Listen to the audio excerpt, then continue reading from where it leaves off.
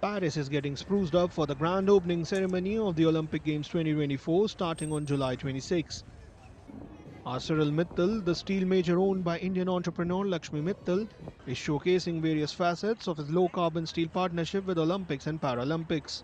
These games, opening on July 26 and running till August 11, involves the firm providing the steel and manufacturing know-how for the torch designed by the French artist Mathieu Lehoner and what is collectively referred to as spectaculars, the Olympic rings and the agitos, masterminded by engineer Professor Pierre Angel. It's another fact that when you look into Paris urban setup, you don't see the first level of Eiffel Tower, and you see the second. So we thought that we could see the rings for more for far. So this is a computer-generated images, okay?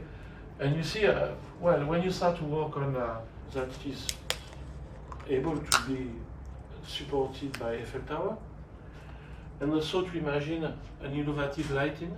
I will explain why we put on the day colors and on the night white rings. And of course, Paul talked about safety. Safety was very important. The Paris Olympics 2024 is also setting a new milestone by reusing the torches for the first time with a significantly reduced carbon footprint with the production of just 2,000 required as opposed to 12,000 in the past.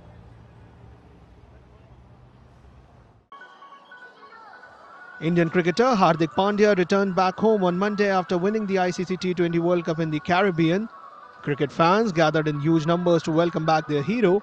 In the annals of comeback stories, he deserves to stand among the greatest. For rarely has Indian cricket seen a player going through the lowest of lows and ascend the summit in a matter of a few months like Hardik Pandya has.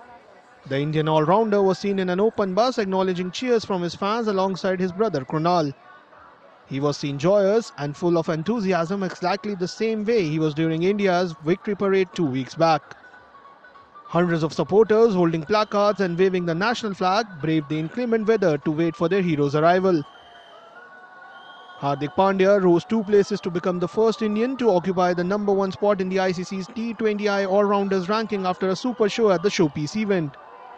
His best performance came in the final when he triggered a dramatic South African collapse after the Proteas needed 30 runs from 30 balls with Klaasen in full flow. Pandya gave the decisive blow by dismissing Klaasen in the first ball of the 17th over. He went on to bowl the 10th final over and defended 16 runs to help India pip South Africa by 7 runs and win their second T20 World Cup title.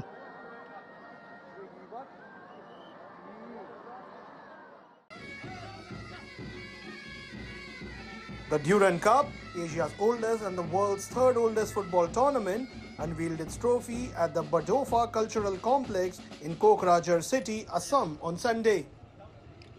Nandita Gadlocha, State Minister for Sports and Youth Welfare, flagged off the trophy tour van.